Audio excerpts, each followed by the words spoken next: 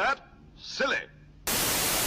That's right, it's June 3rd, which means only one thing. It's pre-order day. Ooh, let's all have a big party. So let's get this out of the way before we crack into the main element of the video. So today on the website we can now buy the Dark Imperium. We can buy all the indexes, all the goodies that come with the new release.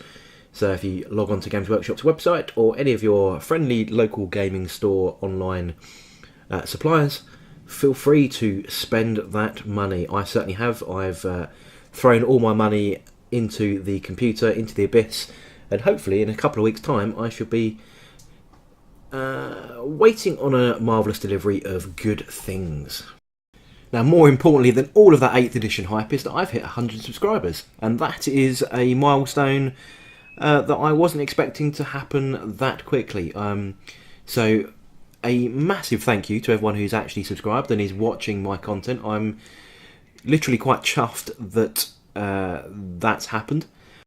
And in true tradition, from what I can tell, it seems to be a tradition anyway, I'll be doing a giveaway.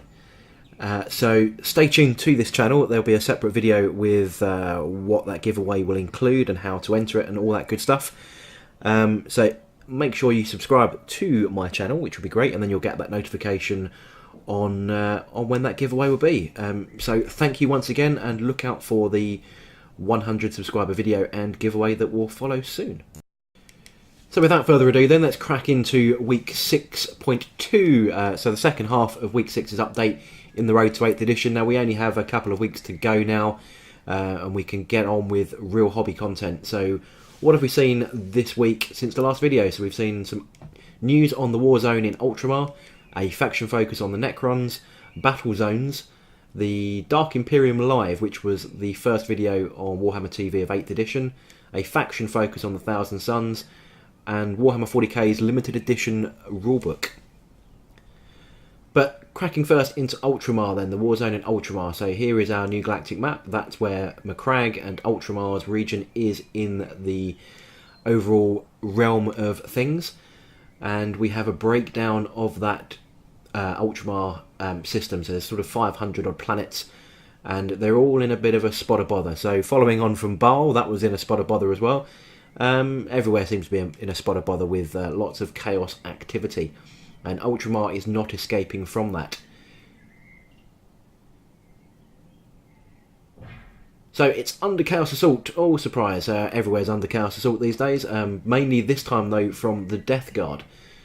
So Papa Nurgle has cast his eyes on the wonderful realm of Ultramar, you know, the pinnacle of society and everything that's wonderful with the Imperium. Lots of cults of corruption, summoning further aid, sending in lots of Nurglings and all that good stuff.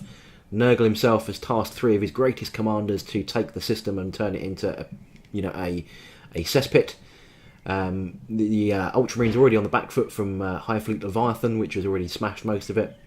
But as we know, the Primaris Marines are here to save the day with Rabute Gilliman. And that kind of leads into the Dark Imperium box set, really. They are the 2 protagonists in the box set. But a lot of people have been waiting for the faction focus on the Necrons.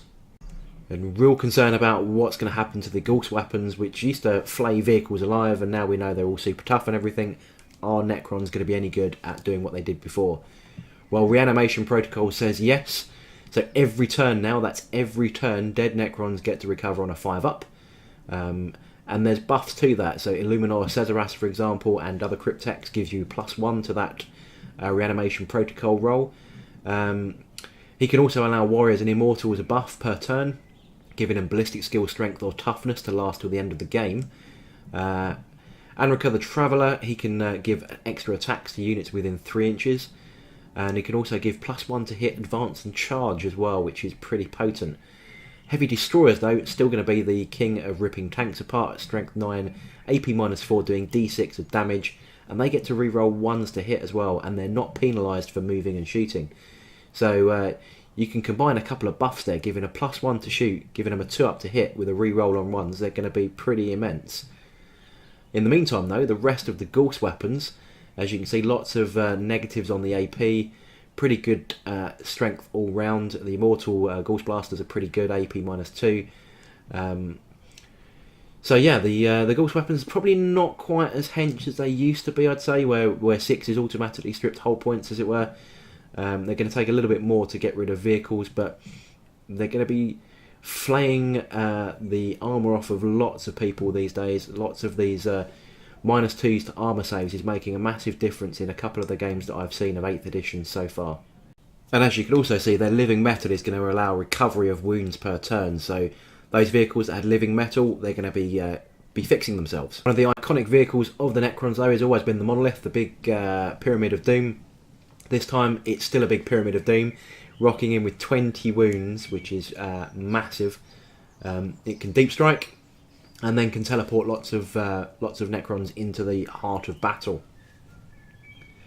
Pretty devastating when it explodes, though. Seeing a lot of that kind of mortal wound kind of stuff in and around big stuff that explodes.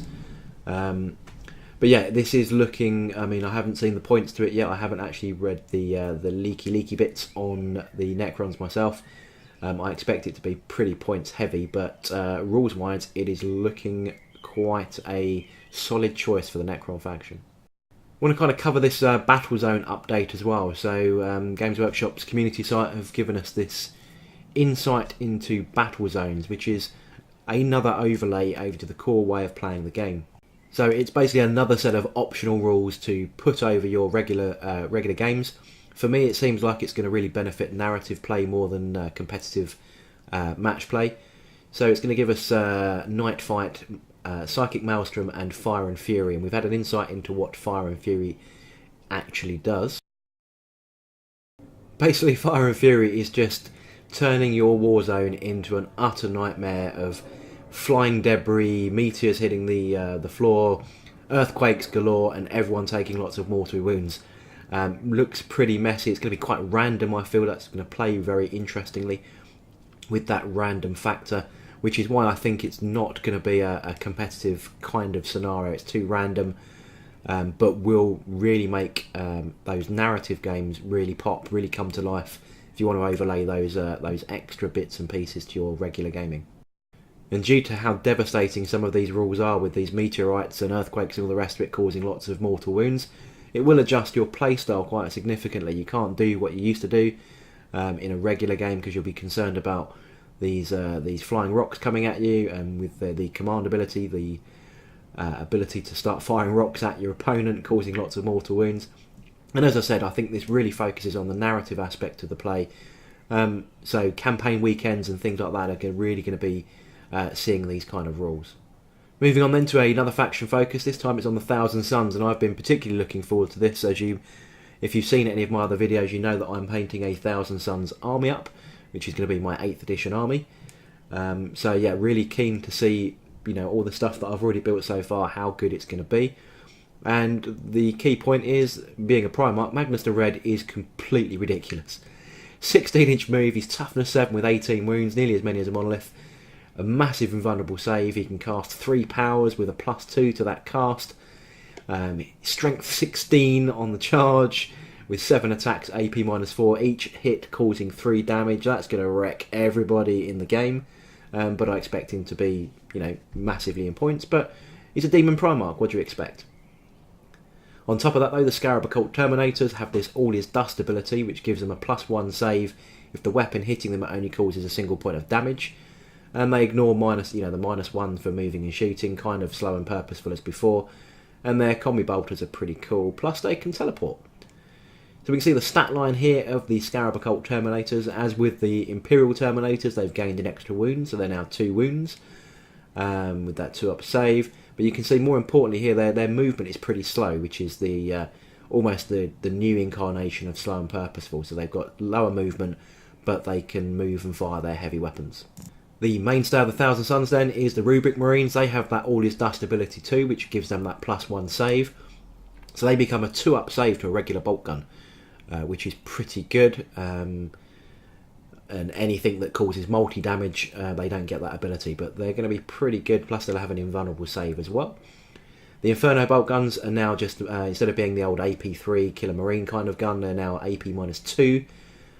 Soul Reaper Cannon is the AP -3 with a bit more range, but the Soul Flamer, which is pretty cool now, AP -2, Going to be sticking up some really good Overwatch auto hitting, you know, D6 auto hits. And those sorcerers can deal out their mortal wounds with that smite power and anything else that comes along. And we can see here the stat line, you know, they're a bit slower than regular Marines at 5 inches. Everything else is pretty Marine standard. You know, characters, well, the attacked character as it were, getting that 1 extra point of movement, that seems to be a theme across the board so far. And as a quick reminder, this is where my first 1000 Sun Rubric Marine squad is at. It's complete other than the basing. I'm just waiting on a friend of mine to knock up those bases, and then they'll be fit to go. So yeah, looking forward to getting back into my man cave and painting those. And finally then we had the limited edition 8th edition rulebook at 250 quid. Or nearly 800 Australian dollars or whatever it was. It was crazy when I saw that go up last night. Not for me this time. Not sure what other people's opinions are on it. Standard embellishments, you get the fancy box with a fancy book, you get some metal counters, you get an art book, which is something unique to this. You get some fancy edged objective cards, and just, yeah, generally presented really, really nicely. Now, I've bought special editions, limited editions before. They've never cost me this kind of money before, so I'm normally a bit of a sucker for it, but when I saw that price tag, this time round it was a no. Now, at the time of cutting the audio for this video, it's around about 9 PM on the 3rd of June, and that limited edition hasn't sold out. Now, bear in mind there's only 2,000 copies apparently worldwide. I've got a funny feeling that the rest of the community are feeling that they've pitched it a little bit too out of reach this time round. So that wraps up this video then. So the second half of week 6, all is good. We have the pre-orders are up. I've spent lots of money. I'm sure many of you have as well. I hit 100 subscribers, which is fantastic, so watch out for that giveaway. That'll be coming in a forthcoming video very shortly. In the meantime, if you enjoyed this video, don't forget to give it a like. Let me know whether you spent your money in the comments section. Let me know what you bought. I'm very excited to see what projects people have got coming along ready for 8th edition in a couple of weeks' time. And until then, I shall catch you on the next video.